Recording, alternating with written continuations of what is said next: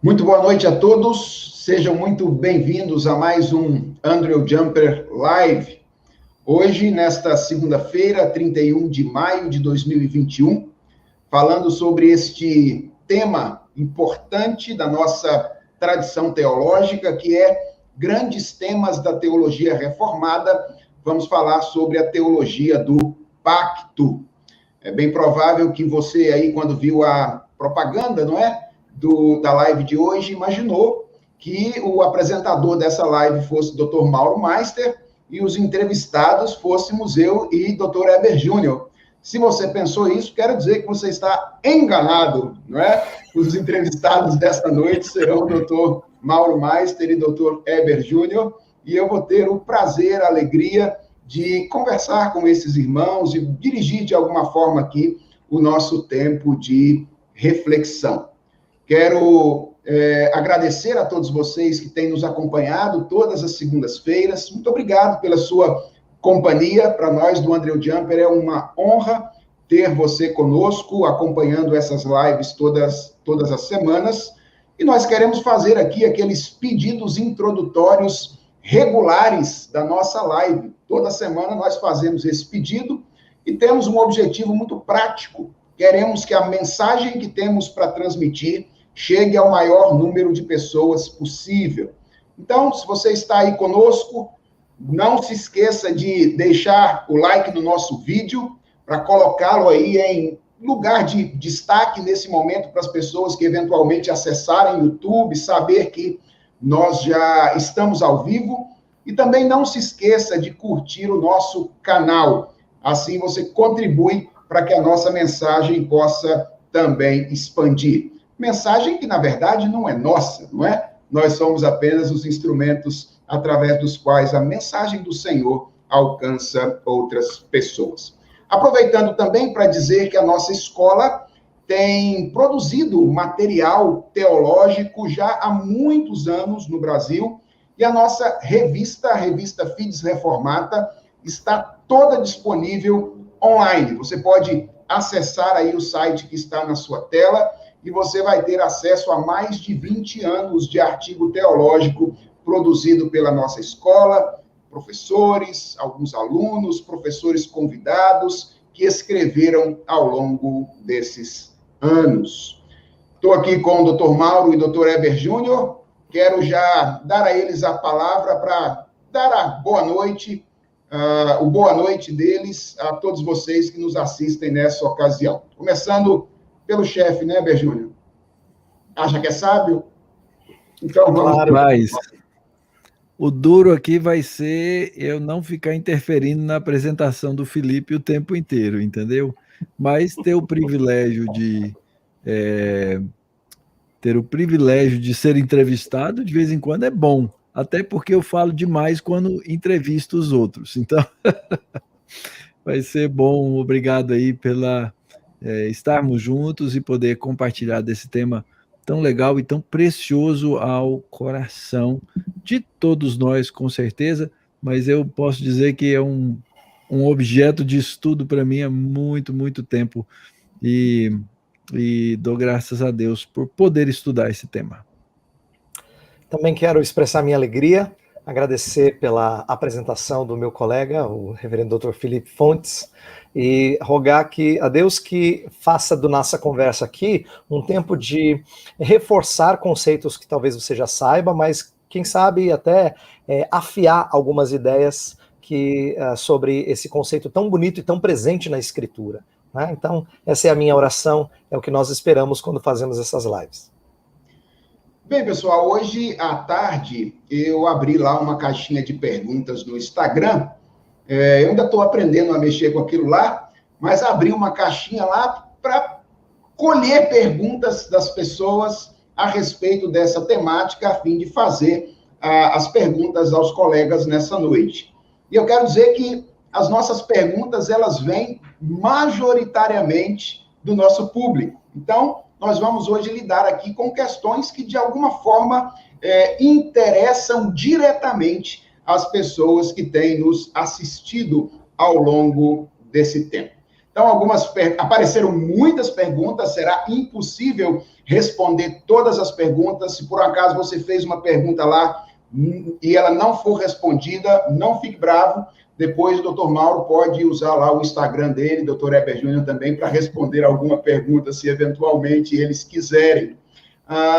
Quero dizer também que não dá para tratar do assunto sem entrar em uma questão ou outra um pouquinho mais polêmica, mas vocês perceberão que o nosso interesse maior é discutir questões que possam elevar o nosso coração, nos encaminhar à verdade da palavra de Deus e nos ajudar a compreender como é que essa temática pode ser útil para a nossa vida. Então, eu quero começar aqui com uma primeira pergunta, que foi uma das perguntas que surgiram lá. Uma das pessoas disse, olha, eu não sei o que é teologia do pacto. Então, por favor, digam o que é teologia do pacto. E nós começamos com essa pergunta. Afinal de contas, o que é teologia do pacto? E eu já emendei aqui uma segunda, que é, essa teologia é exclusivamente da tradição reformada? Então, colegas... Eu falo a parte 1, o Júnior a parte 2. Tá bom. Muito bem.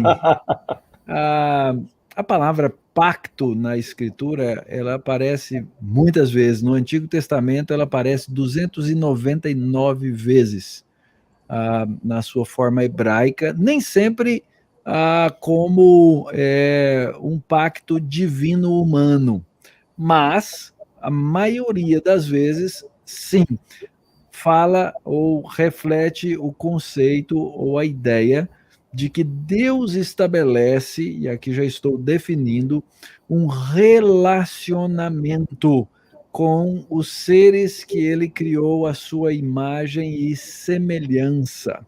A palavra berit, no hebraico, uma das possíveis e mais fortes possibilidades da sua etimologia é exatamente que venha do assírio, da palavra birtu, que significa estabelecer um laço, um elo, um vínculo. Então, essa é a origem do conceito e da ideia, e esse conceito ele foi muito desenvolvido ao longo da história da igreja, porque a palavra está lá, não tem como você fugir, né? Mas que os reformadores trabalharam com grande ênfase em alguns dos seus pontos. Eu acredito que provavelmente chegando ao seu ápice em termos de expressão, assim, bem articulada, bem clara, na Confissão de Fé de Westminster. Isso não significa que não fosse tratado anteriormente, foi bem tratado anteriormente, embora a Confissão de Fé de Westminster ela tenha alguns aspectos que ela não tenha desenvolvido na teologia pactual. Então, a gente tem aí uma definição, né? A teologia do pacto, o pacto é o estabelecimento de um elo, de um vínculo, de um relacionamento. Na forma como eu ensino na teologia bíblica, esse pacto, ele tem a sua primeira forma de revelação no primeiro capítulo da Bíblia, mesmo que a palavra pacto não apareça lá, você não precisa de uma palavra para estabelecer um conceito, né? E ele se desenvolve ao longo de toda a Escritura. Ainda dentro da definição, esse pacto divino-humano é um pacto monergístico, a saber, é um pacto que vem de cima para baixo, que vem de Deus para os seres humanos e, obviamente, depois para a sua igreja, o seu povo no Antigo Testamento, Israel, e a igreja no Novo Testamento.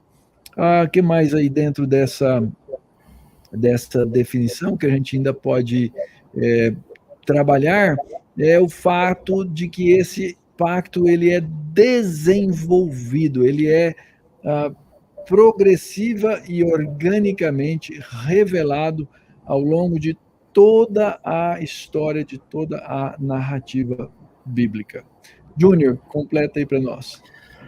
Então, Reverendo Mauro, tudo aí que foi dito, eu aprendi também contigo quando eu era seu aluno. O pessoal não sabe disso, mas quando eu era seu aluno, estudei essas questões de pacto e fui lendo outros autores depois e reforçando.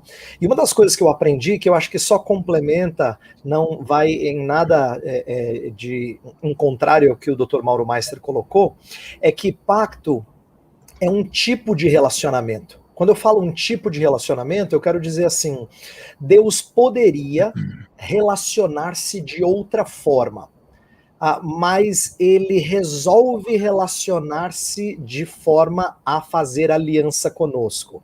Por que eu digo que ele poderia fazer de outra forma?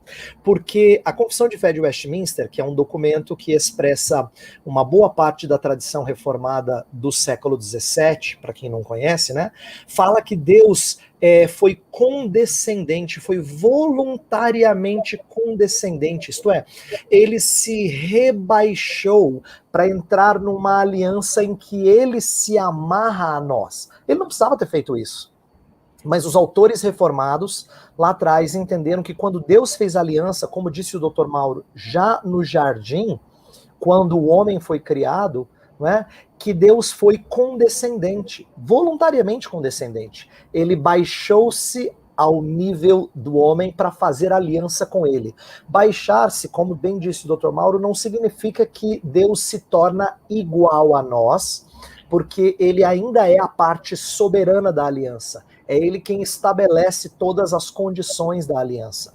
Mas o que é bonito é que numa aliança, Deus necessariamente fica obrigado a fazer aquilo que ele nos prometeu. Ele fica obrigado, mas não que isso seja um dever imposto sobre ele. Ele traz isso para si.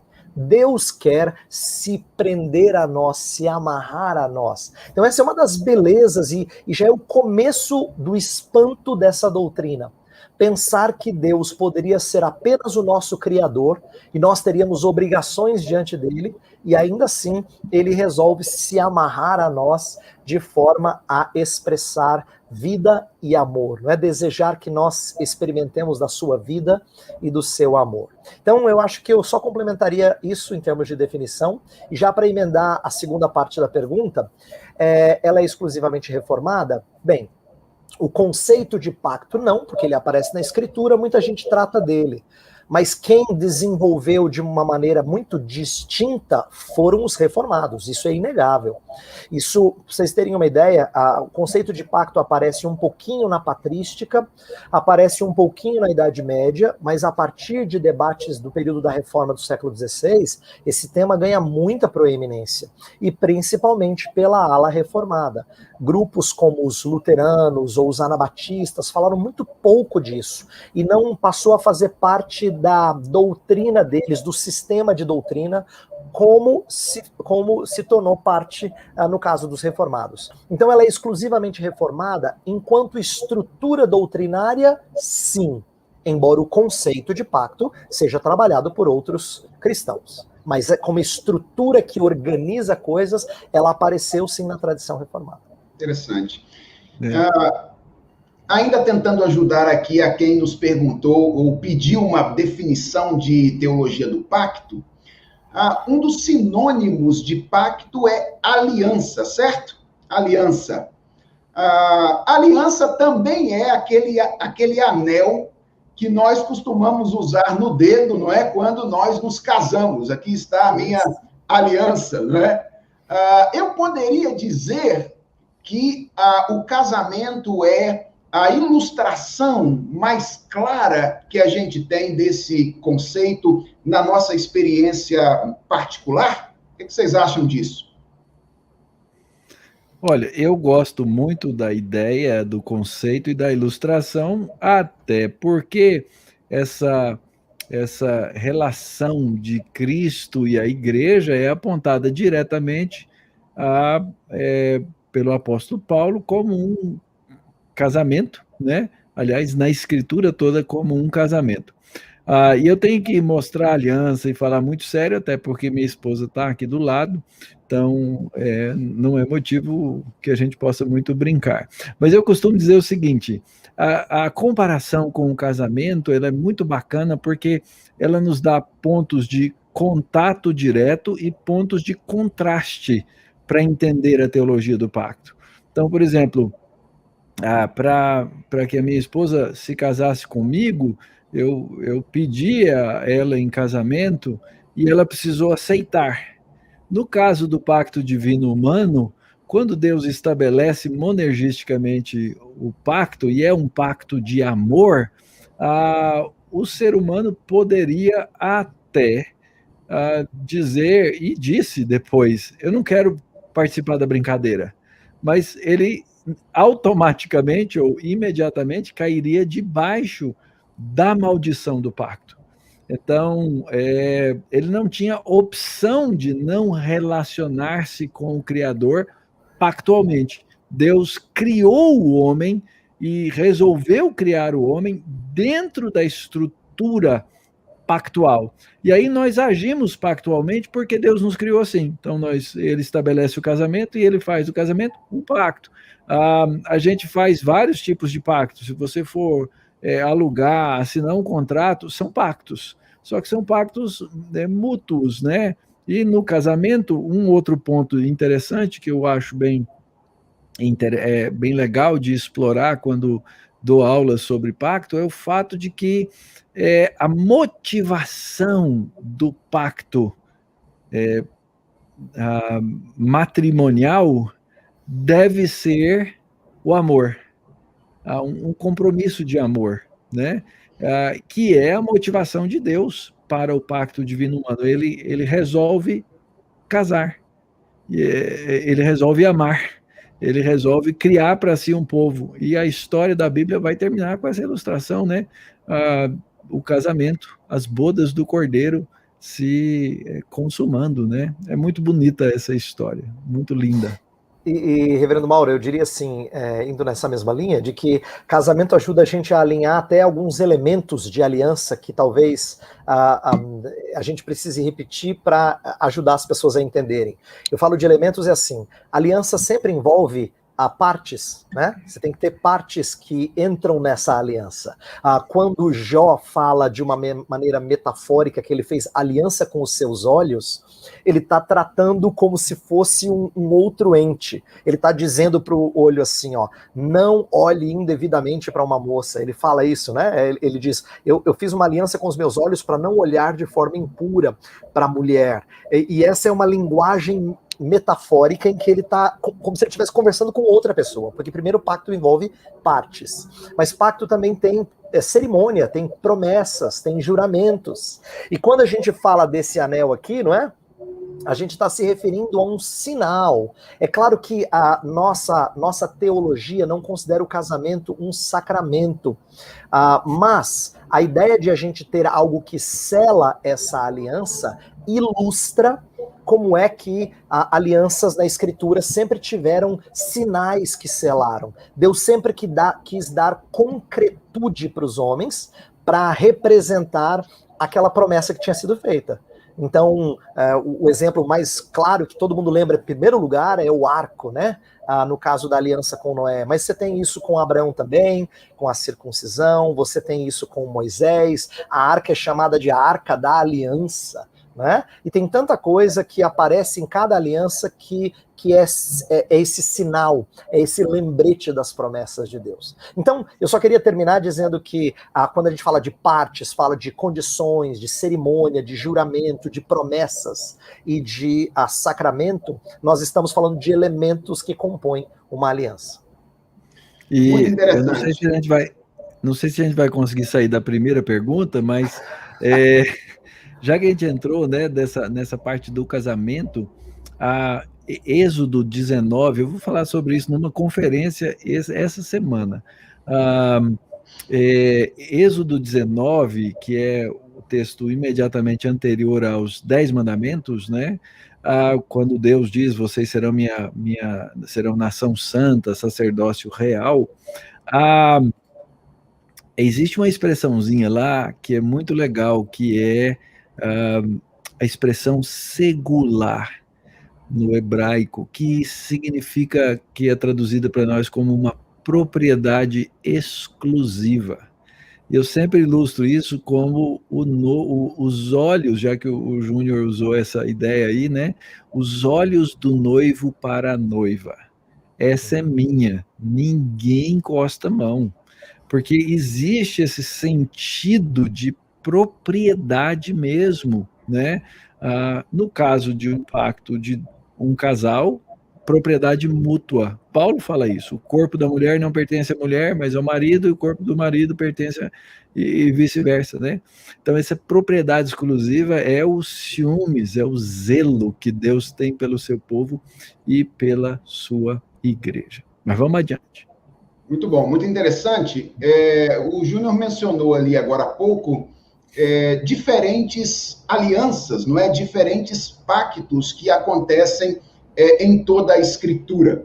E eu quero caminhar aqui na segunda pergunta nesta direção. A segunda pergunta é: como nós devemos entender os diferentes pactos que existem na Bíblia? Afinal de contas, são todos eles pactos diferentes? Por exemplo, o pacto com Noé, depois o pacto com Abraão, depois o pacto com Moisés, depois o pacto com Davi. São momentos diferentes? São todos o mesmo pacto? Como é que nós devemos entender esses diferentes pactos na Escritura? Chefe, começa porque teologia bíblica tem tudo a ver com isso aí. Então, vamos tentar aqui uma conexão histórica e depois a questão da teológica, histórica e depois a conexão, a explicação bíblica. A Confissão de Fé de Westminster, né, adotada pelos presbiterianos, basicamente, ela fala de um pacto de obras e um pacto de graça. Esses dois pactos, eles representam, tem gente que acha assim, o pacto de obras é o Antigo Testamento, o pacto da graça é o Novo Testamento. Esse é o primeiro problema, o erro está aí. O pacto de obras, ele existe e existe até hoje, ok? Ele nunca deixou de existir. É quando Deus colocou o homem debaixo de um teste de obediência. E o homem continua, o indivíduo que não tem salvação, que morre e vai para a perdição eterna, para o inferno, ele morre por causa do quê? Ele morre por causa da quebra do pacto de obras pelos nossos primeiros pais e porque nós herdamos a natureza já pecaminosa desses pais e damos continuidade ao processo. Então, qual é a solução para esse problema? É um pacto de graça. Quando é que acontece o pacto da graça? Quando é que ele começa? Ele começa imediatamente depois da queda. O simples fato de Deus voltar ao jardim para confrontar o homem no seu pecado, o fato de Deus perguntar: que foi isso que fizestes? O fato de Deus estabelecer a inimizade entre a mulher e a serpente, o fato de Deus dar continuidade à procriação, porque a maldição seria a esterilidade, né? Todas essas são amplas evidências. Acrescentar, chefe, o fato de Adão poder prover sustento. Sustento, né? Tudo isso é ampla evidência de que Deus começou a operar com a sua graça em Gênesis 3. A gente vê isso já acontecendo. E toda a história dali para frente, a história do povo de Deus, é uma história da graça. Então, por exemplo, quando Deus aparece para Noé, capítulo 6, no versículo 9 de Gênesis, e Noé achou graça diante do Senhor, e Noé andava com Deus, né? Ele achou graça porque, não é porque foi engraçadinho, né? Ele achou graça porque Deus o encontrou com a sua graça, Deus lhe derramou graça para que ele pudesse caminhar ao seu lado, assim como havia feito com Enoque anteriormente, e assim como era possível que o homem andasse ao lado de Deus ou com Deus no próprio jardim. Então, todos os demais pactos bíblicos, que a gente usa o plural, eles são uma continuidade do pacto original. É isso que explica a missão da igreja, né? Qual a primeira missão dada por Deus no Jardim do Éden, lá no capítulo 1, sede fecundos, multiplicai-vos, enchei a terra, sujeitai e multiplicai. A missão era encher a terra. A grande comissão qual é? A grande comissão é ir por todo mundo, espalhar a imagem de Deus, através do evangelho na pessoa de Jesus Cristo. Ou seja, no final, a glória de Deus vai encher a terra como as águas cobrem o mar, porque a imagem de Deus vai estar expressa de maneira ampla na pessoa de Cristo, por meio do corpo, no mundo inteiro. Então, a explicação que nós damos é um pacto. Esse pacto é progressivo, ele se desenvolve, e aí novas marcas, novos sinais e aspectos de continuidade e descontinuidade são colocados em cada estágio do processo de revelação. Então, no pacto adâmico, depois no pacto noaico, depois no pacto abraâmico, no pacto com Isaac, no pacto com Jacó, no pacto com o povo de Israel, no pacto com Davi. Todo esse processo vai dar num lugar só, no Adão, que é o último Adão, que é o verdadeiro Adão, que é Cristo. Então, a resposta é, esses pactos, eles todos fazem parte de uma história, de um projeto, de uma aliança de Deus para formar para si um povo. E essas manifestações históricas, grande Felipe, elas vão dando, como o Dr. Mauro colocou, vão dando uma nova roupagem a esse relacionamento pactual de Deus, né, com os homens. Então, olha que curioso, né? Quando você vê a primeira vez que a palavra é usada, o Dr. Mauro já falou que esse pacto já foi estabelecido lá atrás, logo após o pecado. Mas ela aparece em primeiro lugar lá em Gênesis 6. Lá em Gênesis 6, Deus está cuidando do ambiente no qual a sua redenção vai ser estabelecida. Depois, em Gênesis 12, ele começa um povo, mas esse povo é apenas étnico, né? Em Abraão, no caso, pacto abraâmico. Depois, com Moisés, você vai ter uma nação com regras, porque agora as regras dessa nação vão ser estabelecidas. Depois você estabelece um governo mais claramente teocrático com o estabelecimento da monarquia, e Davi é a figura. Então, quer dizer, está ficando cada vez mais específico e cheio de detalhes, mas não é que um anule o outro, isso é importante os nossos ouvintes entenderem. Não é que chegou o pacto davídico, tudo joga fora, pelo contrário, Davi vai restaurar coisas como, por exemplo, seguir a lei de Moisés. Um rei era santo quando ele voltava para a lei de Moisés e ele cantava as músicas de Davi. Ele está juntando aqui alianças, né? Ele está interagindo. Então, e continua sendo o Deus de Abraão, Isaac e Jacó. A lei de Moisés. E reto segundo seu pai Davi. Então essa interligação aparece o tempo todo. E o pessoal que nos ouve tem que entender que quando falam de alianças diferentes na Escritura, eles não devem achar que uma substitua a outra, mas sim que elas se interligam e expandem a compreensão desse relacionamento redentor de Deus com o povo. Você falou da relação que existe entre elas, de expansão, não é? À medida que o tempo vai passando e a narrativa bíblica vai acontecendo, mas há um sentido de que mesmo dentro de um mesmo período e um mesmo pacto, existe também uma expansão.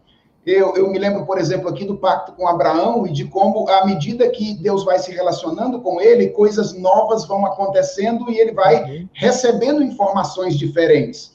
Quando ele, no capítulo 12, por exemplo, quando ele é chamado, tudo que ele tem é uma promessa. É a promessa de que ele vai em direção à terra. Quando chega no capítulo 15, então ele tem uma cerimônia oficial de estabelecimento da aliança. A aliança é estabelecida com ele no capítulo 15.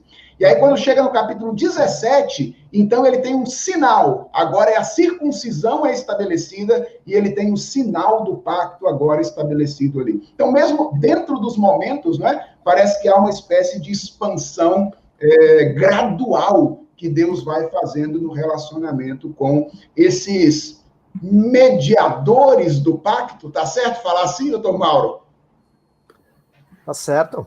Tá certo. Eu sou o doutor Mauro, mas eu estou dizendo já que é o tempo todo Deus dando, inclusive para nós, Reverendo Felipe, olha que implicação legal, já antecipando uma aplicação aqui, é corrigir um pouco do nosso individualismo moderno, não é? Nós não pensamos com categorias muito individualistas em nossos dias. Teologia do Pacto nos ajuda a compreender como Deus nos trata sempre segundo representantes. Essa é uma lição importante, não é? Exatamente. Isso aí. E tem uma implicação contemporânea, né, que vai ser lá no fim, que é essa progressão dos vários aspectos do pacto que vem desde Adão e que a teologia vai construindo, né? Felipe, por exemplo, citou a progressão no pacto abraâmico, né? No meio desse processo de progressão, Deus vai nos ensinando a verdade a respeito da doutrina. Então, por exemplo, ele vai nos ensinando a doutrina, melhor dizendo, né? Então, no capítulo 12, Deus chama Abraão para ir para uma terra. No capítulo 15, que ele só tem aquela promessa, né? A promessa é reforçada e é introduzido um tema importantíssimo de como que o pacto chega em Abraão, que é o instrumento da fé. Então, em Gênesis 15:6, Abraão creu e isso lhe foi imputado para justiça.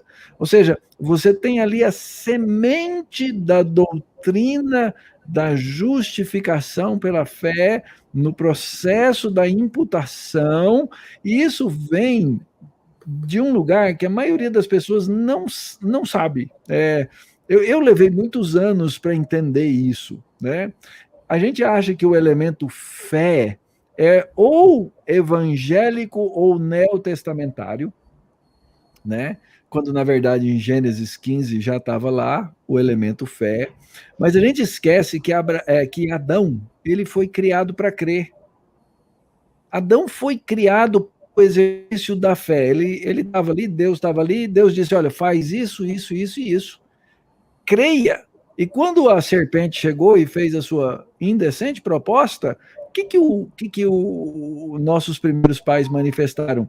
Incredulidade na palavra de Deus. Eles não creram na palavra de Deus. Ou seja, o elemento fé, ele está embutido nos 2 primeiros capítulos da Escritura como um exercício constante que os nossos primeiros pais deveriam fazer.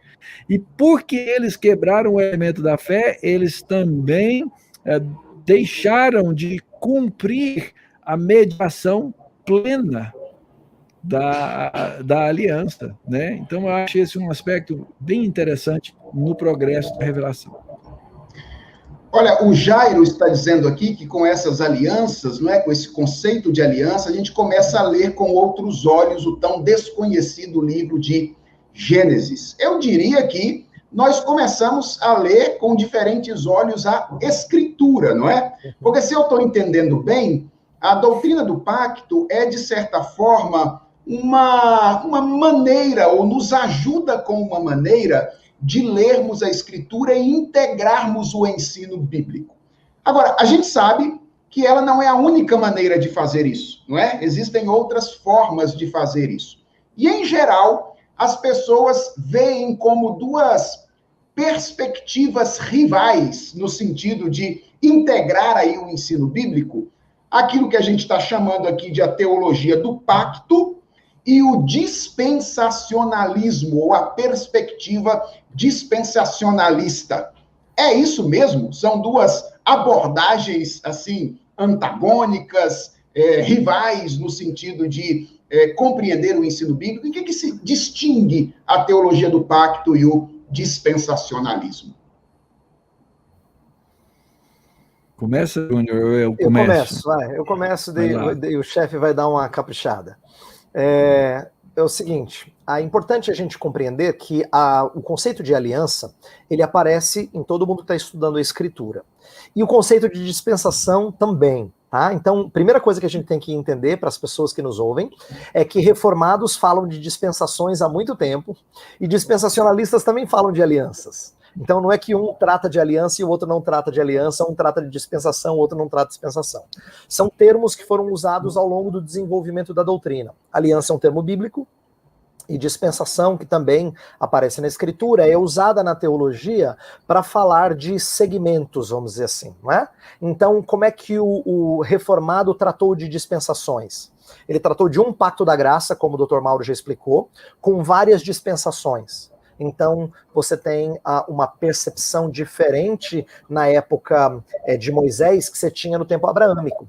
Se no tempo abraâmico lá era mais tribal, o patriarcado era que geria tudo, agora em Moisés você tem uma nação que é regida por leis específicas. E isso vai ficar mais claro ainda quando tiver monarquia. Então, assim, existem diferenças de dispensações. E o reformado não fecha os olhos para isso. Ele reconhece que dispensações têm distinções. Mas o dispensacionalismo, na sua origem, conforme ele foi desenvolvido e popularizado por Bíblia de Scofield, em 1909, mesmo a segunda edição revisada em 1967, e outras escolas e teólogos que foram proponentes do dispensacionalismo, eles tiveram uma tendência de enxergar um pouco mais de separação entre essas diferentes épocas.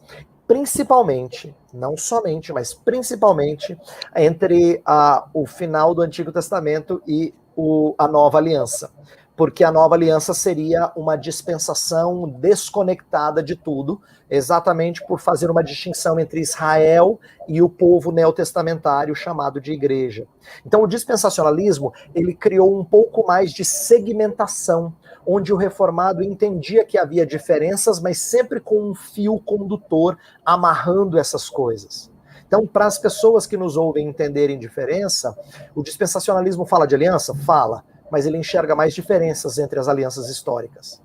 O reformado fala de dispensações? Fala, mas ele enxerga mais continuidade entre as dispensações. Então, não é puro e simples, eu explico isso aos meus alunos, não é puro e simples assim, reformado enxerga só continuidade e dispensacionalismo só descontinuidade. Isso é muito simplista.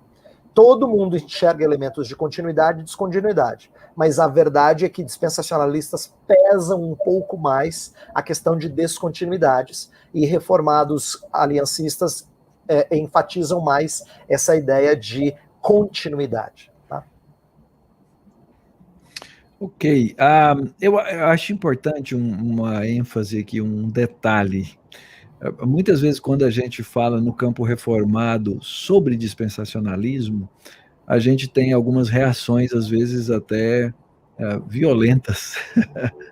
A primeira coisa que eu quero dizer é que tanto dispensacionalistas quanto reformados são ramos dentro da teologia evangélica de pessoas que amam a Escritura, amam a palavra de Deus e querem entendê-la da melhor forma possível.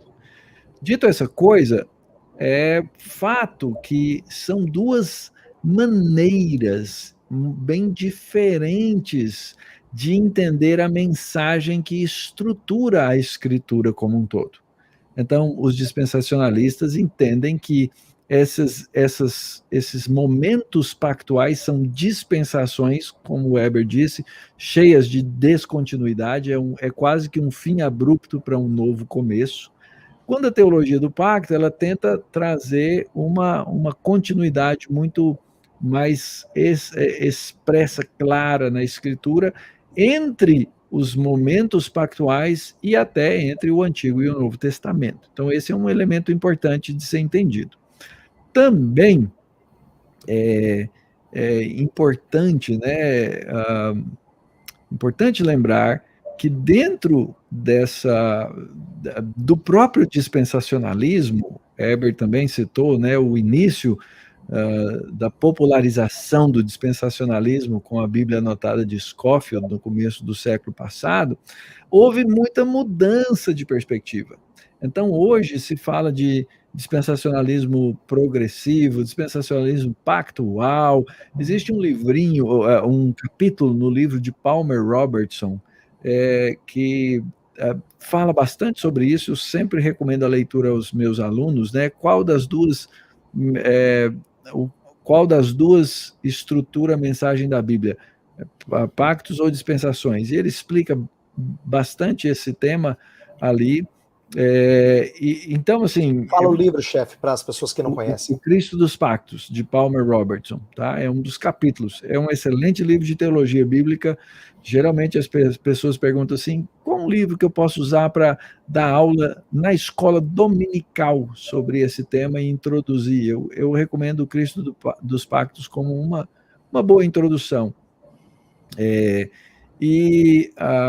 Então, existem muitas diferenças e muitas divergências. Em termos interpretativos, a gente se encontra em dois campos diferentes. Entretanto, nós não somos inimigos figadais, como muita gente imagina que seja, né? Não é esse o ponto, não é essa a ideia, ainda que sejam duas perspectivas, digamos assim, concorrentes de abordagem da leitura da Escritura. Então, a gente precisa saber distinguir as duas coisas e entender os pontos de unidade que nós temos também dentro dos dois ramos teológicos aí. Ok, eu vou fazer agora a propaganda aqui da nossa escola, não é? Porque senão o meu chefe, que deve estar assistindo aí, vai brigar comigo em algum momento. Eu sei que a gente tem várias outras questões, mas eu queria sugerir ao Dr. Mauro e ao Dr. Eber Júnior, ainda dentro dessa pergunta, que pensassem numa questão, enquanto eu faço a minha propaganda, para ilustrar de alguma forma para as pessoas que estão nos assistindo, quais seriam os impactos, por exemplo, de se adotar uma perspectiva ou outra perspectiva na interpretação de uma questão teológica específica ou na interpretação de um texto bíblico particular. Como é que, por exemplo, um dispensacionalista e um aliancista divergiriam em um ponto teológico específico em virtude das suas posturas particulares ou na interpretação de um texto específico, tá bom? Então, pensem nisso aí e daqui a pouco a gente volta nessa questão mais específica. Eu quero fazer a minha propaganda aqui, aproveitando a palavra da Juliana Aquino. A Juliana disse aqui, que esse é um dos temas que nós estudamos no EAD, aqui no curso do Andrew Jumper, e ainda com a possibilidade de tirar dúvidas com os professores. E ela está dizendo aqui que ela indica bastante o curso de EAD do Andrew Jumper. Irmãos, vocês que estão nos assistindo nesta ocasião, vocês podem estudar conosco. Nossa escola tem alguns programas diferentes e eu quero aproveitar para apresentar esses programas aqui para vocês. Primeiro, nós temos cursos aqui de especialização à distância. É um curso que você faz aí completamente à distância. Cada um desses cursos aqui, não é? Desses programas dura 1 ano. O programa de teologia sistemática, o programa de teologia bíblica, o programa de teologia aplicada e o programa de missiologia. E quando o aluno completa 2 desses cursos, ele então recebe um diploma, um certificado de especialista em teologia. Então, você pode estudar conosco. Um diferencial desses programas é que nós, professores da casa, que monitoramos todo o curso e interagimos com os nossos alunos, e tem sido uma experiência riquíssima para nós e para os alunos, como você pode ouvir da Juliana ali agora. Além dos programas à distância, nós temos os nossos cursos presenciais, temos 2 programas, na verdade, semipresenciais em educação, que são o especialização em educação cristã e o mestrado em liderança educacional cristã, em parceria com o Gordon College, lá nos Estados Unidos. Então, se você tem interesse na área de educação cristã, dê uma olhadinha nesses cursos no nosso site. Além disso, temos o nosso programa de especialização em revitalização e multiplicação de igrejas, voltado para aquelas pessoas que querem se preparar para esse trabalho de revitalizar e multiplicar igrejas, além dos nossos cursos de MDiv e STM, os nossos cursos aí de mestrado, e também o nosso doutorado em ministério em parceria com o Reformed Theological Seminary. Então, você pode estudar conosco. Nós temos tido a alegria de receber alunos de todo o país e também de outros lugares do mundo. Há muitas pessoas, ou algumas pessoas, que vêm de outros países para estudar conosco. Você vem, passa uma semana conosco aqui em São Paulo, cursa um módulo, e depois tem aí entre 60 e 90 dias para entregar os trabalhos e cumprir as obrigações relacionadas àquele curso. Então, dê uma olhadinha no nosso site, vem estudar conosco, será uma grande alegria discutir essas coisas com vocês dentro da sala de aula. Doutor Mauro e doutor Emer Júnior, e aí, deu tempo de pensar aquela questão que eu propus? Pensei vários aqui, Felipe, mas vamos lá numa, né? No dispensacionalismo raiz, original, a grande pergunta que pesa sobre, e a grande diferença é como se dava a salvação dos crentes no Antigo Testamento. No dispensacionalismo, a resposta é pelas obras. Não havia outro meio. Se o Antigo Testamento é o período das obras, o único meio de obter salvação é pelo cumprimento das obras. E aí o resultado é, quando Paulo diz, ninguém pode ser salvo pelas obras da lei. Então quem pode ser salvo? Como é que fica aquela turma da galeria da fé? Então essa é uma questão seríssima, por assim dizer, né? Então é como a perspectiva afeta a soteriologia. Afeta também a maneira como eu me enxergo como cristão nesse momento. Então, lá naquele dispensacionalismo raiz, tá, gente? Naquele original, ok? O Sermão do Monte, os ditos de Jesus no Sermão do Monte, nas bem-aventuranças, são coisas futuras. Não são presentes. Bem-aventurados os humildes em espírito, porque dos tais é o reino dos céus, é futuro, não é para hoje. Então, existem muitas implicações nesse processo, sem contar as implicações, obviamente, escatológicas, que são ainda mais um capítulo à parte, mas eu vou deixar para o Júnior continuar aí.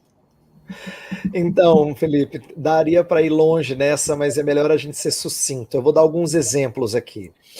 Como o Dr. Mauro bem disse, o dispensacionalismo raiz tinha essa ideia de na dispensação da lei, a salvação se dava pela lei. Hoje em dia, praticamente nenhum dispensacionalista defende isso, que seja um estudioso, tá? É muito raro você encontrar gente que estuda seriamente teologia bíblica, teologia sistemática, que diga uma coisa como essa. Então, quando você conversa com dispensacionalistas, eles falam assim, olha, mas nós cremos que a salvação é pela graça, sempre foi pela graça. E eles estão certos em dizer que existe esse elemento, só que eles pegam outras promessas, Reverendo Felipe, e eles entendem que elas são exclusivas de Israel. Então, por exemplo, salvação é a mesma para Israel e igreja, mas terra, não. Agora, olha que curioso, tanto a promessa de terra como promessa de descendente recebem interpretações apostólicas do Novo Testamento, que os reformados vão assumir como se cumprindo em Cristo. Então, por exemplo, Abraão, é dito de Abraão uma coisa que não aparece em nenhum lugar do Antigo Testamento. Paulo, lá em Romanos 4,13, falou que Deus fez de Abraão herdeiro do mundo. Você não vai encontrar em lugar nenhum que ele ia herdar o mundo. Mundo é uma linguagem bastante abrangente, mas é o apóstolo interpretando que a ideia de ter uma terra larga e ampla lá atrás, apontava para a realidade maior de que o povo seria herdeiro da criação do Senhor, do lugar do habitat original. Deus fez o homem para povoar a terra, pois é isso que ele vai receber no final, por obra de Jesus Cristo.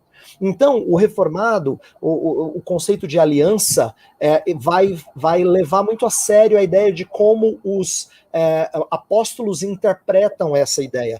Por exemplo, a promessa de descendência a Abraão, ela é interpretada em Gálatas claramente como apontando para Cristo. Ele é o descendente, as promessas se cumprem nele. Então, ele passa a ser o prisma pelo qual eu olho tudo aquilo que aconteceu no Antigo Testamento. Ele passa a ser a minha referência hermenêutica. Então, isso afeta, por exemplo, o entendimento de lei. Dr. Mauro falou do Sermão do Monte, né? Deixa eu falar de um outro. Quando um dispensacionalista às vezes vai falar da lei de Deus, que em Jeremias 31, de uma nova aliança, essa lei seria impressa no coração. Quando eles criam uma dicotomia entre a lei do Antigo e a lei do Novo, eu pergunto assim, como é que Jeremias poderia falar de uma lei impressa no coração, se a lei da qual ele está falando não existia? Ele está falando assim, ó, a lei será impressa no coração, mas ele está falando para um povo que conhecia a lei, só que não era seguidor dessa lei. E de repente ele faz uma promessa de que agora a lei que fora cravada em pedras seria cravada no coração. Então, essa linguagem só faz sentido quando você enxerga que o ponto de referência que ele está fazendo é a referência que faz sentido lá atrás, quando Jeremias profetizou. Então, a teologia da aliança vai dizer exatamente, essa lei ela é aplicada no Novo Testamento como sendo mais abundantemente agora cumprida por causa da obra do Espírito por causa de Cristo Jesus. Então, estou dando exemplos diversos de como textos são olhados de maneiras diferentes por não haver essa cisão, essa dicotomia que a gente falou que acontece mais frequentemente no sistema dispensacionalista. Então, deixa eu aproveitar essa questão aí da discussão da lei para entrar exatamente nessa questão, que é uma questão aí sensível da nossa discussão. Qual é o papel da lei no Pacto da Graça, lá no período do Antigo Testamento? Então, nós já aprendemos aqui que tem Pacto da Graça lá no período do Antigo Testamento, não é? Quando falamos de Pacto das Obras e Pacto da Graça, não estamos falando dos dois testamentos especificamente. E que tipo de mudança acontece na nossa relação com a lei, no papel da lei, no período do Novo Testamento, depois da vinda de Jesus Cristo? Então, como é que a gente entende essa questão aí do papel da lei? Ok, eu vou dar aqui a explicação tradicional, né? Nem todo mundo concorda com essa explicação e com a maneira como a lei foi dada e desenvolvida no Antigo Testamento e sua entrada no Novo. Primeiro, a gente tem aqui a chamada tríplice divisão da lei. A lei tem aspectos, a lei ela é moral, a lei de Deus, vinda de Deus, é a lei moral. E dentro da lei moral, Deus estabeleceu de maneira específica para o povo de Israel leis que são cerimoniais e leis que são civis, que eram aplicadas à nação de Israel, ao povo de Israel no Antigo Testamento. Então, toda essa lei, e veja bem, a lei civil e a lei cerimonial, elas não são imorais, elas são parte da lei moral. Elas só têm aspectos que são temporais e casuísticos, ou seja, aplicáveis a um determinado tempo e momento. Essa lei, quando Cristo vem e Cristo finalmente cumpre toda a lei cerimonial, pessoalmente, ele tendo dado o cumprimento, ele a faz desnecessária, porque ele agora conquista, obtém o mérito que os crentes no Antigo Testamento não conseguiam obter e que os nossos primeiros pais não obtiveram pela quebra do pacto de obras. Então, A lei, ela no Antigo Testamento tinha esses 3 aspectos. No Novo Testamento, como a nação de Israel também deixa de existir, ela agora só tem nós só temos agora a lei moral vigente e operante. Ainda que a lei veterotestamentária, ela tenha papel magisterial, ou seja, eu, crente neotestamentário, eu olho para a lei do Antigo Testamento e eu aprendo com os princípios dessa lei que foi instituída por Deus para o povo de Israel naquele período. Então, nós temos essas perspectivas. Então, a diferença fundamental e básica é que a lei no Antigo Testamento tinha 3 vertentes, no Novo Testamento nós mantemos ou continuamos com toda a lei moral de Deus vigente, porque ela é eterna, ela emana do caráter de Deus, e nós aprendemos com a lei. Então, a gente volta os olhos, volta o coração para aquilo que o salmista disse, seja no Salmo 19, a lei do Senhor é perfeita, a lei do Senhor é doce, a lei do Senhor é como mel, ela vale mais do que ouro depurado, porque ela tem esse valor nela mesmo. Como o salmista ainda no Salmo 119, que diz, Senhor, quanto eu amo a tua lei. O crente aprende a amar a lei de Deus, porque ele recebeu a graça de Cristo, e a lei para nós, ela deixa de ser um peso, ela deixa de ser um fardo, ela passa a ser um deleite, porque nós agora queremos saber, conhecer a vontade do nosso Senhor e cumprir a vontade do nosso Deus. Então, basicamente, essa é a nossa visão, né, a nossa percepção com relação à lei e as suas diferenças no Antigo e Novo Testamento. Existem outras maneiras, outros usos, né? Calvino falou dos usos da lei, quem sabe Júnior fala sobre isso, ou a gente deixa para outra live. Eu estava achando que tinha acabado a lei, já estava ficando mais felizinho aqui. Vamos ver se o Júnior me ajuda um pouco nisso aí, você vai complicar mais minha vida. Eu acho que uma das coisas importantes que nossos irmãos que nos ouvem precisam lembrar é que a lei não era estritamente a obediência sem elementos evangélicos ou graciosos. Por exemplo, o próprio cumprimento da lei cerimonial era crer na promessa de perdão. Você cumpria a lei, mas você estava reconhecendo que você era carente de perdão, não é? Você precisava ter seu pecado coberto pelo sangue daquele que era o seu substituto. Então, existe um elemento muito bonito da maneira como Deus desenhou no Antigo Testamento, que você tinha que cumprir a lei, mas ao mesmo tempo que você cumpria a lei, você estava reconhecendo que você não era cumpridor dela, porque você precisava de sacrifícios. Isso estava embutido na lei. Esse é o elemento pedagógico tão forte que o Dr. Mauro explicou aqui. Ela nos serviu de aio, nos conduzindo a Cristo. Não é?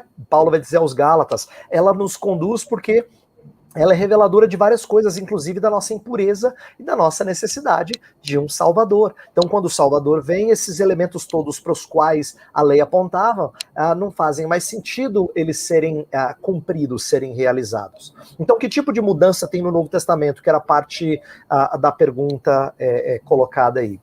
A lei, ela não perde no seu caráter eterno, como o Dr. Mauro já enfatizou, mas ela é tornada mais clara nesse aspecto eterno. Então, essa é uma das coisas bonitas do Sermão do Monte. Quando Jesus diz assim, ouvistes que foi dito, eu porém vos digo, ele corrige deturpações que haviam naqueles dias, né, entre fariseus e mestres da lei, mas ele também dá uma percepção ainda mais explícita de elementos internos que já estavam no Antigo Testamento, mas agora ficam mais escancarados. E no final das contas, ele é o perfeito exemplo, porque ele vai dizer assim, novo mandamento vos dou, que vos ameis uns aos outros. Aí você fala, mas isso já tinha no AT. Aí ele fala, assim como eu vos amei. Quer dizer, ele vira a nova referência perfeita de cumprimento desse mandamento que já estava lá atrás. Quando ele fala que olhar de maneira impura para uma mulher, ou desprezar o irmão chamando-o de tolo, ou quebrar juramentos, ou não orar pelo inimigo e né, amar aquele que é contrário e orar pelo que persegue. Quando nós não fazemos isso, nós não entendemos a profundidade da lei. Então, eu fecho minha resposta, tem muita coisa para falar, mas a gente vai selecionar, né? Eu fecho minha resposta dizendo o seguinte: os reformados, eles têm um zelo tão grande pela lei, que eles gastaram tempo dos seus catecismos ao longo da história explicando esse elemento eterno da lei.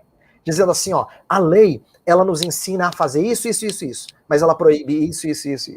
Isso resumido nos 10 mandamentos. E por quê? Por causa da profundidade dela. O que Jesus faz lá em Mateus 5 é nos fazer enxergar de maneira mais clara aquilo que já estava no Antigo Testamento. Por exemplo, no Antigo Testamento não é verdade que obediência era só externa. Já tinha o não cobiçarás. E não cobiçarás é totalmente interno. Porém, Jesus vai mostrar como tudo é interno. E como as idolatrias do coração agora vão ser a linguagem da vez, antes do que elementos visíveis e concretos. Mas agora, há coisas que são internalizadas, mas que vão se tornar externalizadas com a nossa prática. Então, essa visão aprofundada da lei, Cristo como o cumprimento perfeito da lei, ele como sendo o modelo perfeito de obediência evangélica à lei, tudo isso muda no Novo Testamento, e esse é o elemento de acréscimo, de descontinuidade, por assim dizer, mas não de deixar para trás tudo, mas de aprofundar elementos que já estavam presentes e, como o Dr. Mauro já colocou, não mais haver necessidade de realidades que eram apenas sombras. Ok. Resposta, então, em 15 segundos só, porque a gente tem que passar para a próxima pergunta. Mas o apóstolo Paulo não falou que Cristo é o fim da lei? O fim da lei é Cristo? Como é que a gente entende esse negócio, então? 15 segundos, vamos lá. A palavrinha lá é telos, ele é o alvo, ele é a compleição, ele é o cumprimento, e não a que ela deixou ou acabou com ela. E para reforçar isso, reverendo, para reforçar isso, na sequência de Romanos, ele vai dizer que o amor ao próximo é o cumprimento da lei. Ele vai dizer que tem que cumprir a lei. Na mesma epístola, em que ele fala que o fim da lei é Cristo. Ok, excelente. Então não é fim de final, né? De terminar, acabar, mas é fim de finalidade, objetivo, propósito, né? Ela aponta para o Senhor Jesus Cristo. Bem, nós temos 329 pessoas, agora 334 nos acompanhando, e esse pessoal só ficou aí porque eles queriam os negócios mais polêmicos. Ok? É por isso que eles ficaram aí, esperando até agora, porque eles estavam querendo um negócio mais polêmico. Então, agora, eu vou para 2 perguntas um pouquinho mais polêmicas para a gente atender a esse pessoal que ficou aí esperando até agora nessa live. A primeira delas é a seguinte: como vocês veem o papel de Israel na nova aliança, não é? A nação de Israel na nova aliança. Vamos ver se tem briga para começar essa aí. Papel, tesoura, pedra, vamos fazer aqui. Vai lá, chefe, começa você e eu vejo se o senhor tem alguma coisa a acrescentar. Ok. Então, vai lá. Eu acredito que Israel, nação, obviamente deixou de existir no ano 70 depois de Cristo, com a dispersão final, e que ele não tem mais nenhum papel bíblico e profético para ser cumprido. Então, eu não faço, por exemplo, nenhuma relação do Israel nação que está lá na mesma localidade, no mesmo lugar, com o Israel bíblico. O Israel bíblico eram os israelitas. O Israel de hoje são os israelenses. Eles mesmos fazem essa distinção.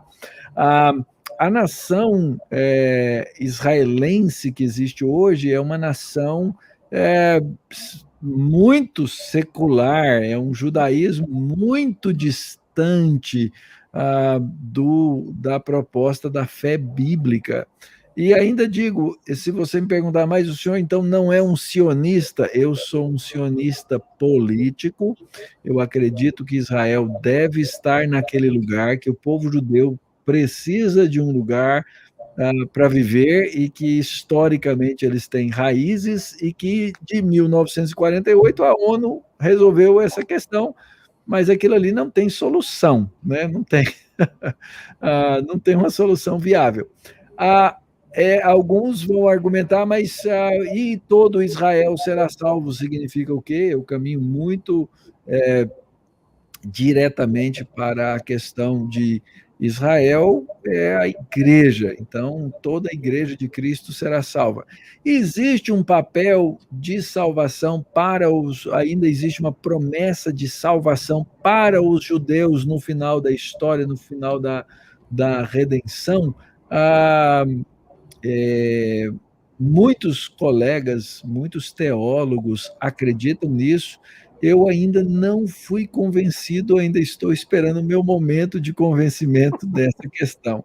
Mas eu não vou entrar na faca com ninguém por isso, mas realmente eu não estou ainda convencido. Então, o momento em que eu amorosamente discordo do meu chefe, não é? Em quase tudo que ele disse aqui, eu não tenho razão de discordar. Mas olha só, Reverendo Felipe, olha que interessante. Existe realmente divisão entre reformados com respeito à interpretação daquele trecho de Romanos 9 a 11, em que Paulo vai dizer assim, e aí? Deus anulou a promessa dele? Aí ele fala de modo nenhum. E aí ele vai provar que Deus não anulou a promessa, mostrando que nem todo de Israel é de fato israelita. Então a primeira coisa é que em relação à salvação passada, o Senhor salvou israelitas. Mas não só no passado, com os exemplos que ele dá de amei a Jacó, me aborreci de Esaú, e ele vai falando disso, né? Ele vai falar de exemplos presentes. Por exemplo, em Romanos 11 ele fala assim, eu, por exemplo, sou um israelita. Paulo vai colocar que a graça de Deus não deixou Israel no passado, porque Deus salvou. Deus ia salvar todo mundo? Não, ele nunca quis salvar todo mundo de nenhum povo. Por exemplo, plenitude dos gentios, ninguém acredita que seja a totalidade dos gentios. Assim como plenitude de Israel nunca foi a totalidade, isto é, cada judeu sem exceção. Assim como plenitude dos gentios não é cada gentio sem exceção. Tá? Então, Paulo, muitos reformados entendem que Paulo está provando que Deus não anulou a promessa, tem prova no passado, tem prova no presente, mas isso ainda é vislumbre de realidades maiores por vir. Então, quando o Dr. Mauro falou que há reformados que acreditam que todo Israel será salvo é uma promessa de uma salvação mais impressionante para com o povo de Israel, há vários reformados que pensam assim. Eu fui convencido de que essa é a melhor leitura do texto, e eu acho que para mim, a beleza desse texto é mostrar que Deus vai tratar de Israel, ainda que Israel não tenha sido exemplo histórico de noiva de Cristo, Deus vai mostrar que a sua graça é tão abundante que atinge inclusive aqueles que secularmente rejeitaram o Senhor, como o Dr. Mauro bem disse, e ainda em grande parte o fazem. Mas a graça de Deus vai ser tão abundante que ela vai atingir não só gentios, e não é só uma meia dúzia de gato pingado de israelitas, mas uma porção significativa. E por que é complexo demais falar do texto de Romanos 11, mas eu quero fechar dizendo que eu creio que isso dá mais sentido ao porquê que ele termina com louvor. Por que ele termina dizendo, ele começa Romanos 9 abatido, eu queria ser anátema por causa dos meus compatriotas. Mas à medida que ele vai expondo isso, e aqui eu creio, vamos falar de um conceito bem legal para os evangélicos aprenderem, eu creio que aqui há um sentido em que tem revelação concursiva. Paulo não recebe essas coisas e só organiza. À medida que ele vai escrevendo, o Senhor Deus vai mostrando coisas a ele. É possível que ele estivesse escrevendo Romanos, e à medida que ele vai escrevendo Romanos, ele vai refletindo sobre essa verdade e ela vai ficando mais clara. E ele termina Romanos 11 louvando ao Senhor, porque aquilo que parecia motivo de abatimento no começo, no final ele fala, profundidade da riqueza, tanto da sabedoria como do conhecimento de Deus. Então, uma recomendação, tá? Eu gosto muito desse livro, eu gostaria de recomendá-lo. Quem quiser ler, tem um livro do Howard chamado Israel, Uma ou Duas Alianças. É excelente. Na minha opinião, tá? Só a minha opinião, não é a autoridade máxima, mas na minha opinião, é o melhor livro que trata dessa discussão de Israel e inclusive de Romanos 11. Muito, muito bom esse livro. Então fica a recomendação, fica a dica. Excelente. Então, para quem ficou aí esperando a polêmica, vimos aqui duas opiniões divergentes, tá vendo? Discordantes entre reformados. Reformados também discordam uns dos outros de vez em quando, como nós acabamos de ver. Mas eu acho... quase dizendo aqui, Felipe, quase me convenceste, Heber, mas não chegou lá ainda, entendeu? Eu tenho uma experiência interessante com esse texto de Romanos 9, porque eu fui ler o comentário de Calvino e até então eu não tinha discordâncias de Calvino quando eu fui ler o comentário de Romanos 9. E foi a minha primeira grande discordância da interpretação de Calvino, foi Romanos capítulo 9. E eu gosto quando eu discordo de alguém que eu admiro muito, porque aí eu percebo que a coisa já não é mais, ou pelo menos não está caminhando para a idolatria. Ou seja, quando a gente consegue discordar, é porque a gente não está idolatrando mais aquele pensador ou aquele sistema específico com o qual nós estamos lidando.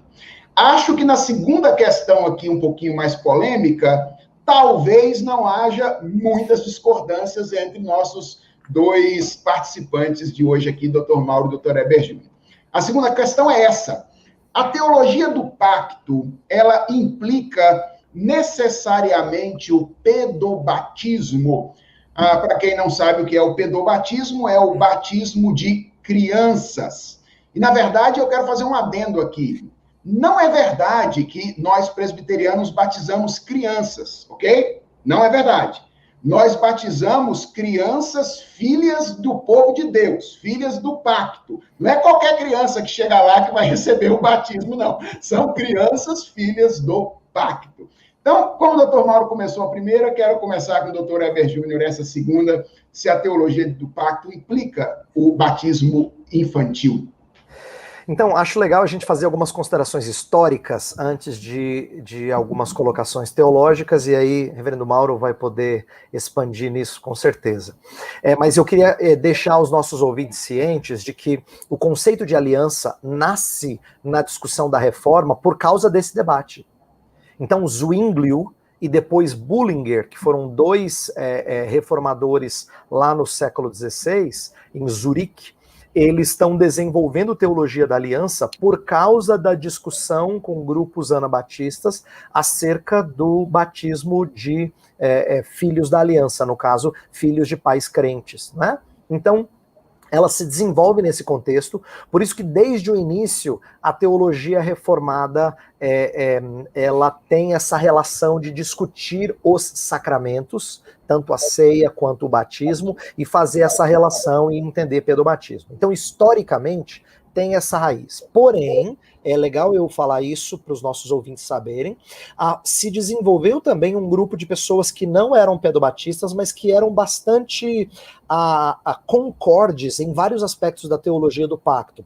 E aqui eu gosto sempre de falar isso para os meus irmãos em Cristo, que são batistas em especial, que muitos não conhecem algumas origens da teologia batista, que era adepta da teologia do pacto e seguia em vários aspectos da teologia do pacto, no entendimento da revelação, no entendimento da interconectividade, não é?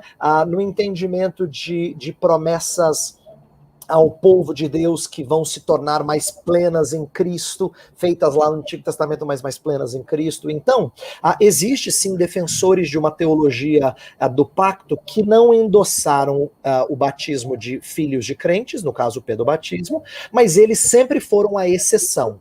Então é legal a gente ilustrar isso também e explicar historicamente. Eles sempre foram a exceção. Os batistas que defenderam isso, eles acabaram se tornando um grupo bastante pequeno com o desenvolvimento da história do movimento batista, né? E o grupo maior sempre foi contrário à teologia do pacto, não via muito interesse. Então, gente defensora da teologia do pacto que não era pedobatista, lá atrás era pequeno. A grande maioria sempre foi seguidora do pedobatismo. Então, historicamente, para a gente ser restrito, não. Teologia do pacto, historicamente, nem sempre significou ser pedobatista. Mas, na sua maioria, sim. Essa é a resposta histórica. Tá? Agora um pouquinho sobre a teologia e depois eu quero ouvir Dr. Mauro. Por que reformados entendem que a aliança tem implicações para o batismo de crianças? Primeira coisa que nós precisamos explicar aos nossos ouvintes é que a associação que se faz entre presbiterianos, por exemplo, que são pedobatistas, e católicos, é uma associação simplista, né? Entendendo que a maneira de enxergar sacramento é muito diferente. Muito diferente. Então a primeira coisa é que a presbiteriano não faz porque o católico fazia e ele simplesmente não mudou. A maneira de enxergar sacramento é bem diferente. Prova disso é que o presbiteriano não acredita no poder redentor do sacramento, transformador do sacramento. E nisso nós estamos em acordo com a grande maioria dos evangélicos, salvo algumas exceções mais, né, excêntricas aqui e acolá. Então, o sacramento sempre foi um sinal de uma aliança. Agora, qual é a parte importante para explicar aqui? Se ele não tem o caráter transformador, ele é um sinal de uma aliança externa, não de uma aliança interna. Então agora eu vou falar uma coisa importante e com um grau de polêmica. Eu vejo alguns irmãos meus dizendo assim, olha, a razão pela qual eu não batizo crianças é porque o batismo tem que ser dado aos regenerados. A minha resposta é, como é que você sabe? Não é verdade que a gente batiza regenerados. A gente sempre batiza confessantes. Inclusive, todos nós temos experiência de gente que deixa a fé. Todos nós temos experiência de gente que é apostata da fé. E aí, por que você batizou? Ele era adulto, veio a Cristo, pelo menos você achou que sim, ele confessou a Jesus, foi batizado e depois deixou. Por quê? Porque você não batiza regenerado, você batiza quem confessa a fé, mesmo quem é credo-batista. Inclusive o nome é credo-batista, ele confessa a fé. Mas olha só, até livros especializados cometem o equívoco de dizer que nós batizamos regenerados. Não é verdade. Não é verdade. Então, o que os presbiterianos entenderam acerca de teologia do pacto e o sinal da aliança? De que esse é um sinal externo, de uma confissão externa. A aliança tem um elemento externo. No Antigo Testamento tinha. Deus não fez aliança com uma nação, embora tinha gente que fosse incircunciso de coração. Olha só, ele tinha o sinal externo da aliança, mas ele não era uma pessoa que era receptora de todas as bênçãos da aliança, porque ele era um incircunciso de coração. Tem exemplos disso no Antigo Testamento. E no Novo Testamento, a gente percebe que aqueles que outrora confessaram a fé, deixaram. Demas amou mais o presente século. Não é? Mas no momento em que Demas era um cooperador, Paulo nunca diria assim, ó, ele não é da aliança. Então, fechando a minha resposta, e ela não é completa, mas Dr. Mauro pode dizer muito mais coisa. O sinal é um sinal externo de uma comunidade que confessa a fé. No caso de pais que confessam essa fé e que vão treinar essa criança nos caminhos do Senhor. Inclusive, eu costumo dizer que quando os meus irmãos credo-batistas apresentam as crianças, eles fazem quase que um compromisso com Deus, mas eles têm receio de selar esse compromisso. Mas eles querem fazer um compromisso, porque não é só apresentar um visitante. Apresentar um visitante você faz com qualquer um. Mas quando você fala assim, ó, estou aqui para fazer um compromisso de educar essa criança nos caminhos do Senhor, você está fazendo uma aliança. É isso que é o batismo. É uma aliança. Você está fazendo um compromisso de que você vai treinar essa criança nos caminhos desse povo. Agora, se isso vai redundar em circuncisão do coração ou limpeza do coração, né, o batismo, a purificação do coração, aí é obra do Senhor Deus. Então, eu só queria explicar esse elemento externo, porque pouca gente presta atenção no fato de que a aliança tem uma esfera externa e tem um elemento interno. E a confusão dessas coisas acaba gerando imprecisões na hora da gente se expressar. Ontem nós tivemos um batismo infantil na igreja. Pessoas de outras tradições vão à igreja visitar de vez em quando, ficam meio escandalizadas, né? Com essas ideias simplistas de que é uma cópia do catolicismo e não sei o que, etc.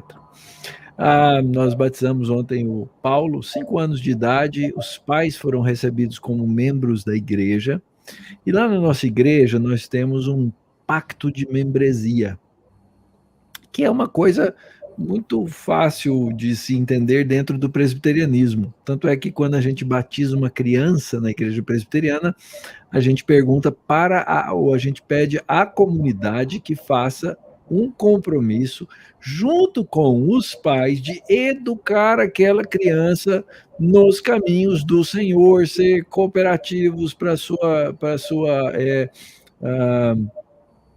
para o seu crescimento na fé, para conhecer a Cristo, etc. e tal. Então, óbvio que não é regenerador. A teologia do batismo infantil, ela é de fato uma construção teológica.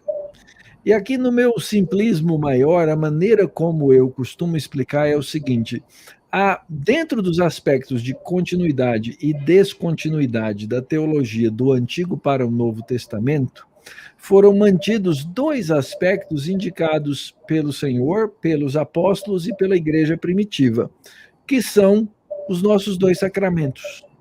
Um que é o chamado sacramento de entrada. O sacramento de entrada é o batismo, esse aspecto que Heber Júnior acabou de falar, é o sinal externo. Então não há problema em que eu faça ou que eu dê o sinal externo a uma criança nesse processo de entrada. Entretanto, a confissão dela é importante e necessária. E para que ela participe do segundo sacramento, que é o sacramento da manutenção da aliança, que é o sacramento que também veio do Antigo Testamento, que é a Páscoa, ou seja, um sinal vem da aliança abrâmica, o outro vem da aliança mosaica, não é? Ele é o sacramento de continuidade. Eu não ofereço às crianças o sacramento de continuidade porque eu tenho alertas dentro do próprio texto da Escritura dizendo que tem que haver discernimento. Então, o sacramento da ceia, que é a Páscoa mosaica, e o sacramento do batismo, que é correspondente à circuncisão abraâmica, são trazidos do Antigo Testamento, confirmados no Novo Testamento para o uso da igreja, né, da igreja de Jesus Cristo, e nós aguardamos, então, finalmente, a confissão pública, que é chamada profissão de fé, para que ele receba o sacramento da continuidade. Então, alguém me perguntou assim, mas tem um versículo na Bíblia? Não, eu não tenho nenhum versículo sobre batismo infantil. Eu não tenho versículo para a maioria das doutrinas bíblicas, porque elas são um conjunto de conceitos teológicos que nós usamos para trazer essas explicações que Deus orientou nas páginas do Antigo e do Novo Testamento para a vida do povo de Deus, né? Doutor Mauro, só me permita dizer assim, para que as pessoas não te entendam errado, não significa que você não use textos bíblicos para elaborar a doutrina. É claro que a gente crê nisso, né? Para as pessoas não acharem que é uma doutrina que é especulativa. Ela não é especulativa. Não, obviamente não. Mas é uma teologia, né? E há, sim, textos que indicam, né? Mas eu não tenho, assim, um texto, vós batizareis as crianças assim. Não tenho. É nesse sentido. Quer ver? Então, deixa eu dar só uma ilustração disso. Nós não conhecemos ninguém que rejeite a ceia a mulheres. E, no entanto, não tem nenhum texto do Novo Testamento que ordena que mulheres devam participar da ceia. Isso aí. Eu estou dando um exemplo simples de como tem coisas que a gente pratica porque a gente deduz. Não existe ordem explícita. Mas teríamos que ter mais tempo para falar disso. Né?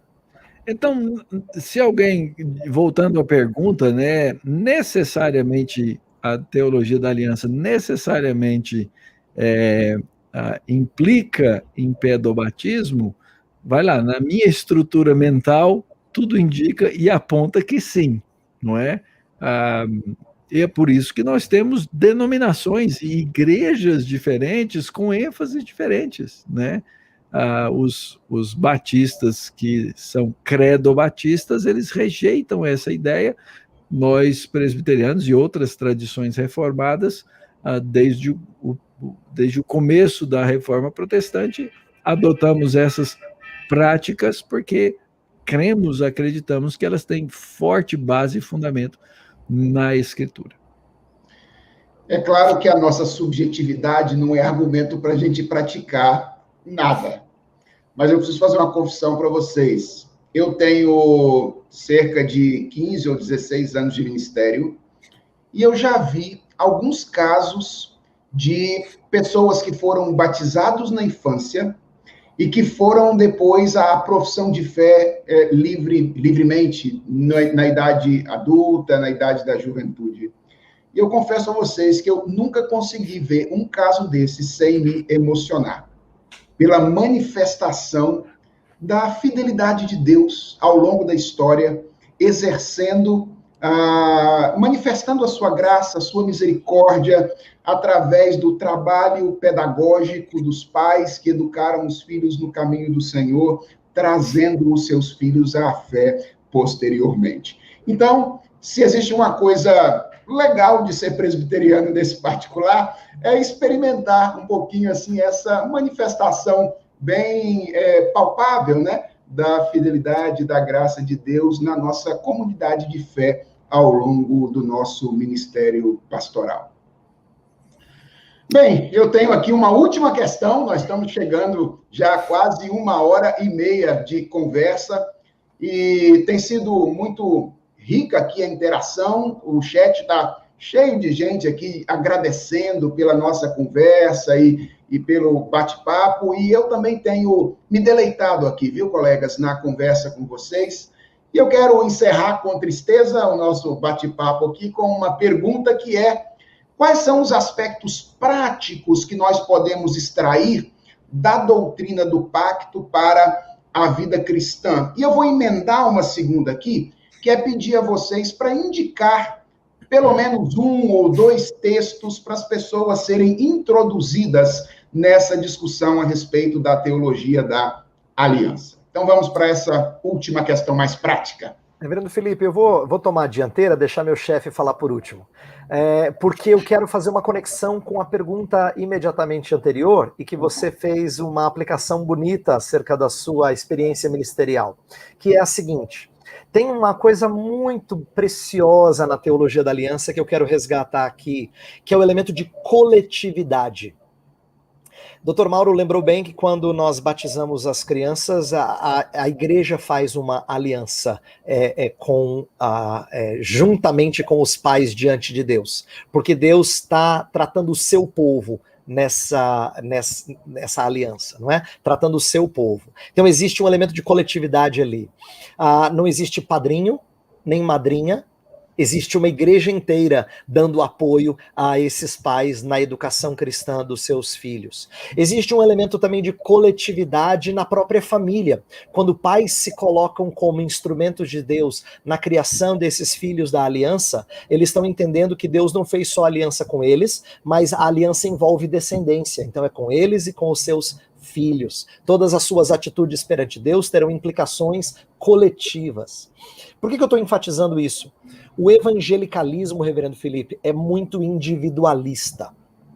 E a gente precisa resgatar a beleza da teologia do pacto exatamente para se contrapor a esse individualismo. Salvação individual, né, pastor? Salvação individual. As pessoas dão tanta ênfase ao elemento individual, que a gente se esquece de que na Escritura quase tudo, em termos inclusive soteriológicos, é trabalhado em conjunto. Por exemplo, nós estamos unidos a Cristo como corpo e não apenas individualmente. Nós somos habitação do Espírito mais coletivamente no Novo Testamento do que individualmente. Os dois são tratados, mas a ênfase maior é no coletivo. Outra coisa que pouca gente percebe: santificação no Novo Testamento é quase sempre demonstrado coletivamente. Santificação acontece no contato com outros, não é sozinho. Não é você lá sozinho e Deus, né? Espiritualidade, devoção, piedade individualista.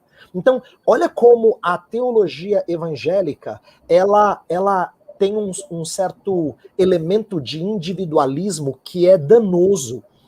O que eu acho que um aspecto prático de resgatar a teologia da aliança é a gente ser mais lembrado desse elemento de corpo, desse elemento de que todos nós estamos envolvidos numa aliança com o Senhor. Portanto, esse elemento de aliança que está na família, que está na igreja, que está em todo o povo de Deus, faz ligações que são belas, que são perenes, que se mostram através de elementos externos. Por exemplo, quando presbiterianos têm ajuntamento de igrejas em presbitérios, há uma aliança ali. Mas isso é apenas um elemento governamental e externo de uma ligação espiritual bela dessa igreja de Jesus Cristo espalhada por uma região, por um país e pelo mundo inteiro, né? Então, assim, eu só estou querendo mostrar como tudo isso é expressão de uma teologia do pacto. Autores reformados como Althusius falou de política usando o conceito de pacto. Ele desenvolveu o federalismo, que era um conceito de pacto aplicado à vida pública, à vida política. Olha só que interessante. Os reformados estavam pensando vários elementos à luz da teologia do pacto. E a gente precisa resgatar isso. E eu faço questão de dar essa ênfase, porque eu creio que nós perdemos muito da beleza das Escrituras quando a gente é muito individualista. Quando a gente fala de salvação, quando a gente fala de vida com Deus, muito individualmente, esquecendo do elemento coletivo. E a aliança traz uma amarração bela a tudo isso, que se a gente não tiver, elas vão ficar meio soltas, né? Então eu já dou minhas recomendações e depois passo para o Dr. Mauro encerrar. Um livrinho muito legal também, que pode ser útil para bastante gente, eu já falei, eu já recomendei um outro, né, aqui, que foi o Howard, isso. Howard, que é da cultura cristã, um livro chamado Israel, uma ou duas alianças, não é? Muito legal esse livro. Mas uma outra recomendação que eu dou, tem um livrinho do Michael Horton chamado Deus de Promessa, que é um livro pequeno também, agradável de ler, claro, que pode ser útil em vários aspectos. É claro que a gente não concorda, assim, às vezes tem, como a gente já mostrou aqui na live, tem certos pontos que a gente discorda aqui e acolá. Eu tenho umas diferençazinhas com esse livro, mas em geral é um livro excelente, é um livro que traz muita coisa boa. E o Dr. Mauro recomendou um livro clássico, né? A Palmer Robertson, Cristo dos Pactos, é um must. É aqueles que você tem que ler para você conhecer a teologia da aliança, tá? Muito bom, muito obrigado, doutor. Olha, as implicações, né, da teologia do pacto, elas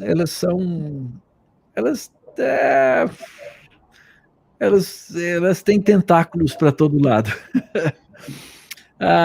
Eu do meu velho mestre Van Groningen, né, aprendi algumas coisas fenomenais, mas uma delas que muito me tocou, né, era no exemplo de ordem e organização da vida, ordem e organização do casamento, dos relacionamentos, ordem e organização e a orientação bíblica na educação dos filhos.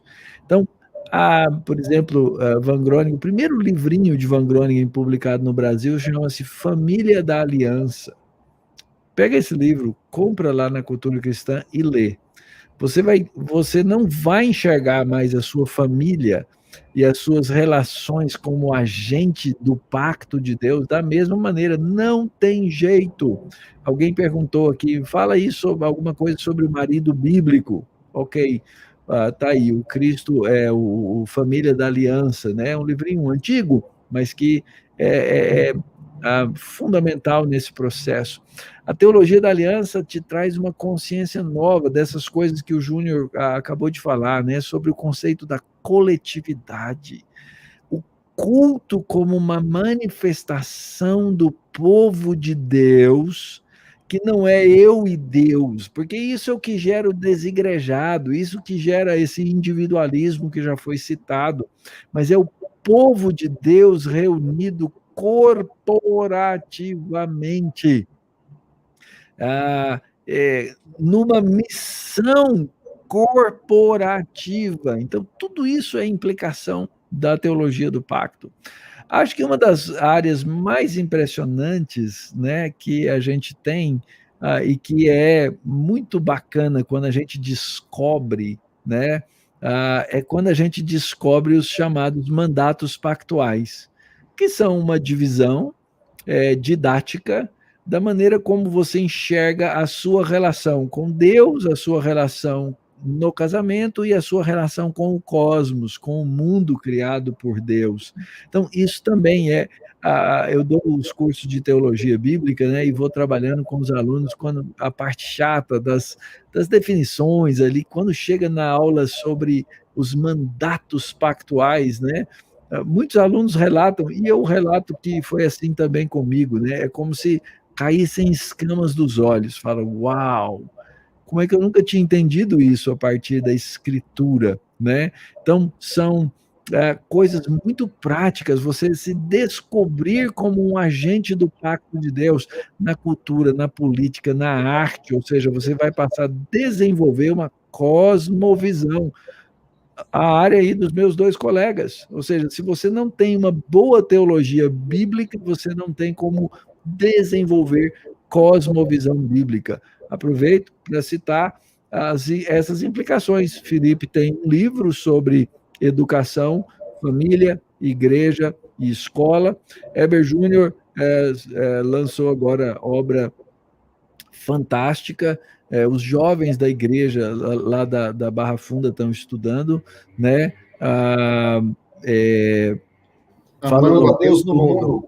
Amando a Deus no mundo, que é um trabalho em cima do livro de Daniel e a aplicação de cosmovisão em vários capítulos aí. Acho que dia 5 a mocidade vai estudar sobre arte, vai ser legal. Então, tem muita coisa, né? Não tem assim pouca coisa, não. Aprenda a teologia do pacto e você vai ver as implicações dessa teologia para todos os cantos, te dá uma consciência do seu papel no mundo de Deus, a sua consciência do seu papel no mundo de Deus. Algumas coisas aí, pelo menos. Muito bom. Pessoal, nós estamos chegando ao final desse tempo de conversa, um tempo que foi bastante rico. O chat também aqui foi bastante rico nas interações, nas algumas discordâncias aqui. Eu sei que às vezes o pessoal tinha vontade que a gente fosse um pouquinho mais polêmico, mas, irmãos, nós somos da tradição calvinista. E uma das coisas chave no pensamento de João Calvino é que ele entendia que teologia é doxológica. Ou seja, ele entendia que o alvo da teologia é conduzir pessoas com o coração quebrantado em adoração a Deus. Esse tem sido o alvo da nossa escola ao longo da sua existência, e esse tem sido o alvo das lives de segunda-feira da nossa escola. Nosso objetivo maior não é a exposição de polêmicas teológicas, embora nós, às vezes, gostemos de discutir lá nos nossos almoços algumas questões de teologia. Mas o nosso objetivo maior aqui é ajudar as pessoas que nos assistem a amar mais a Deus e, amando mais a Deus, a servirem ao próximo e ao mundo de uma maneira que agrade o Senhor. Se você tem gostado do nosso serviço e tem sido abençoado através do nosso serviço, vai aí o pedido a você mais uma vez. Peço a você aí que se inscreva no nosso canal, curta o nosso vídeo, porque assim você ajuda a nossa escola a comunicar a mensagem do Evangelho da graça do Senhor. Eu quero, então, dar a oportunidade, doutor Heber Júnior e doutor Mauro Meister, que se despeçam dos nossos espectadores nessa noite, dando o seu boa noite. Então, minha palavra de gratidão ao Dr. Mauro, ao Dr. Felipe e aos meus irmãos que nos acompanharam.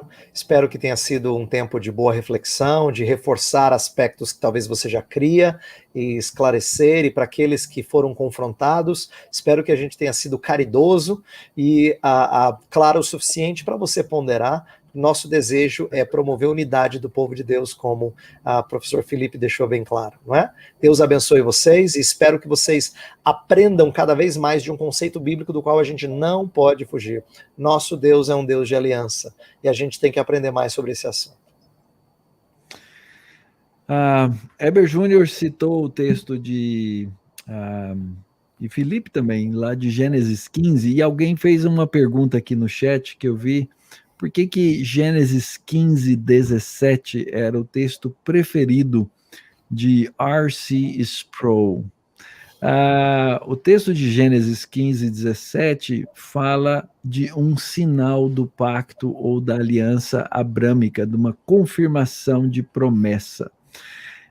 Deus ordenou que Abraão cortasse os animais ao meio, e essa era uma celebração, um karat, cortar uma aliança no Antigo Testamento. E depois que alguém fazia uma aliança, as partes envolvidas na aliança passavam pelo meio das carcaças dos animais. E eles estavam dizendo, olha, se eu não cumprir a minha parte da aliança, que aconteça comigo o que aconteceu com esses bichos, que é uma maldição. Só que em Gênesis 15, o texto diz que a tocha, que representava Deus, passou por meio dos animais. Abraão nunca passou. Porque o Deus da aliança, ele é que confirma a aliança. É uma aliança de graça que ele me dá. Aliás, Gênesis 17, exatamente essa expressão na língua hebraica, eu te darei uma aliança, é o verbo natan. Deus dá, Deus entrega a aliança para o seu povo e nos faz parte dela. É por isso que esse texto é tão especial, porque ele mostra a graça de Deus.